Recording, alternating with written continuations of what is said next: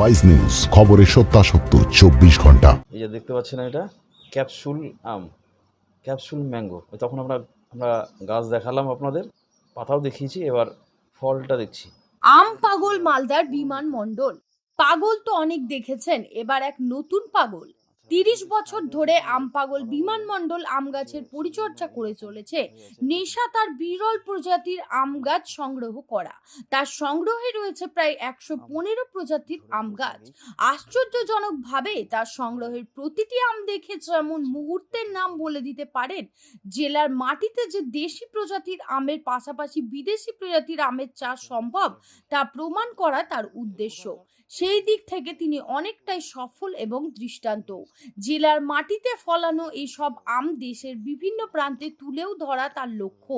English বাজার ব্লকের বিনোদপুর গ্রাম পঞ্চায়েতের বিনোদপুর গ্রামের নিজের বাগানই হয়ে উঠেছে এখন সংগ্রহশালা। আগ্রহী চাষিরা তার কাছে পরামর্শ নিতে এলে সাহায্য পরামর্শ দিয়ে থাকেন। বয়স যখন 15 তখন থেকে আম গাছের পরিচর্যার সঙ্গে যুক্ত। অভিজ্ঞতার দিকে এখন তিনি হয়ে উঠেছেন আম মাস্টার। এটা কি বললেন? এটা হচ্ছে বনরাজ।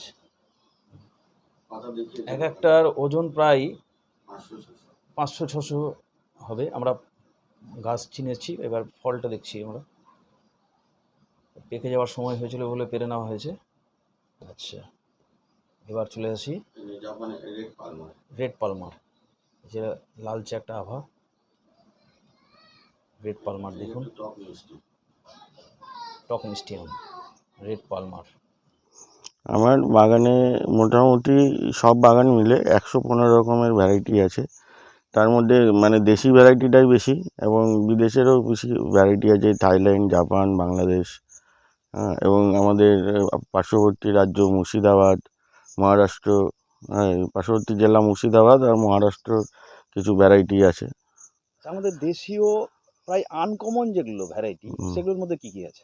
সেগুলোর মধ্যে আছে ধরুন রাজভোগ আছে, রাজাভোগ আছে, রাজা দাড়িকা আছে, এগুলো খুব ভালো ভ্যারাইটি। তারপরে পুনিয়া, ভারতী, এগুলো একটু লেট। আর সবথেকে লেট ভ্যারাইটি হচ্ছে বৃন্দাবনী। বৃন্দাবনীটা এখনও আরও, আজকে হচ্ছে জুলাইয়ের 9 তারিখ। ওটা মোটামুটি আপনার জুলাই মাসের শেষে পাকবে বা আগস্ট চলে আসে পাকতে পাকতে। সেই জন্য মানে মূলত দেশের লোক, আমাদের যারা অমৃতি এলাকা, ওরা সাধারণত বৃন্দাবনী চাষে এখন খুব ঝুঁকে পড়েছে। আর এমনি থাই ভ্যারাইটির মধ্যে কি কি আছে? থাই ভ্যারাইটির মধ্যে আছে যেমন ডকমাই আছে, থাইল্যান্ড থাই 4 কেজি আছে, আরও এই জাপানের যেমন ধরুন পালমার আছে, তারপরে মিয়াজাকি আছে, এগুলো আছে। আরও আছে রেড আইভরি, রেড পালমার। বাংলাদেশেরও কিছু ভ্যারাইটি? বাংলাদেশের আছে ব্রুনাই কিং আছে, বাড়ি 4, বাড়ি 8, বাড়ি 6, বাড়ি 12, এই ধরনের হাঁড়ি ভাঙা আছে, গৌরমতি আছে। প্রায় সমস্ত রকম ভ্যারাইটি আমার এই বাগানে লাগানো আছে। এমনি এই আমগুলো, এতগুলো আমের নাম বললেন, এই আমের গাছগুলোকে চেনেন কি করে? দেখুন, আমার যখন 15 বছর বয়স তখন থেকেই আমের আমার বিভিন্ন শখ। আমি চেষ্টা করি বিশেষ করে মালদার আমকে প্রমোশন করার বিভিন্ন জায়গাতে। যতটা পারি আমি কম পেস্টিসাইড ইউজ করি এবং আমি আমার গাছের নিজের নার্সারিও আছে। মানুষজনকে আমি নিজস্ব গাছ ভ্যারাইটি দেওয়ার চেষ্টা করি সবসময়, যাতে জেনুইন এবং অরিজিনাল ভ্যারাইটিটা পাই। কারো যদি অবিশ্বাস থাকে তো এসে আমি গাছে ফল দেখিয়ে দিই, যেমন আজকে আপনাকে ফল দেখালাম। আর এমনি মানুষ যাতে না ঠকে তার ব্যবস্থা কি আছে? কারণ এখন বিভিন্ন নার্সারিগুলোতে দেখা যাচ্ছে যে একরকম ভ্যারাইটি বলে পরবর্তীকালে যখন আম ফলছে তখন দেখা যাচ্ছে অন্যরকম ভ্যারাইটি। মানে সেই ব্যাপারে কি বলবে?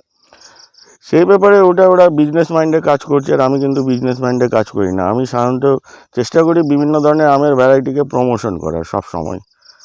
যেমন রাজভোগ ভ্যারাইটি আপনাকে একটা বললাম, অমৃতভোগ ভ্যারাইটি, আমি বিভিন্ন মেলা টেলাতে যাই, ওই আমগুলো আমার 100 টাকা পিস বিক্রি হয়। মালদাতেই মানে ফলে আমটা, কিন্তু বাইরে থেকে আলফানসো যেমন এসে মালদায় বিক্রি হয় 100 টাকা পিস, কিন্তু মালদারই আম আবার 100 টাকা পিস বাইরে বিক্রি হয়। বাইরে বাইরে বলতে মেলা টেলা আর কোথাও ম্যাঙ্গো ফেস্টিভ্যাল যেখানে যেখানে হয়, ভালো ডিমান্ড রয়েছে। এবং আমি যদি 1 কুইন্টালও আম নিয়ে যাই, সেটা 100 টাকা পিস হিসাবে বিক্রিও হয়ে যায়। কি আম বললেন? রাজভোগ, রাজভোগ। অমৃতভোগ। রাজভোগ কি আমাদের দেশীয় ভ্যারাইটি? দেশীয় ভ্যারাইটি, মানে গুটির একটা ভ্যারাইটি। আমাদের অনেকগুলো ভ্যারাইটি আছে, যেমন গুটির ভ্যারাইটি অনেকে ভালো লাগে, সেই গাছটা রেখে দেওয়ার চেষ্টা করে। যেমন বেশিরভাগই হচ্ছে গুটি ভ্যারাইটি, কিন্তু কমার্শিয়াল ভ্যারাইটি কটা আছে, যেমন ল্যাংড়া, লক্ষণভোগ, হিমসাগর, আশ্বিনা, ফজলি, এগুলোই হলো কমার্শিয়াল ভ্যারাইটি। বাকি সব তো গুটির ভ্যারাইটি। গুটির মধ্যে যে যেমন পেরেছে নাম দিয়েছে।